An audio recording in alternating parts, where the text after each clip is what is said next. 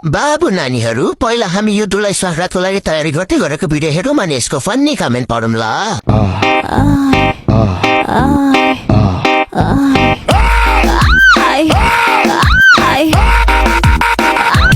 तो चलिए शुरू करते हैं। सुहागरातको भिडियो पनि सार्वजनिक गर्नु होला। हामी बेरोजगारी 24 घण्टा अनलाइन छौं।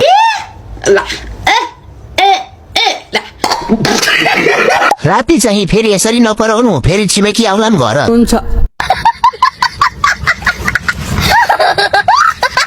अहिले आएर 9 महिनापछि च्यारो छु। अहिले त यस्तो छ झन् राति त पुरै घरका डराउँछन् होला सुनेर।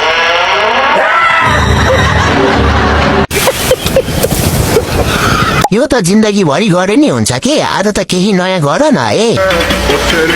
मैं तुम्हारे बाप का नौकर नहीं हूँ।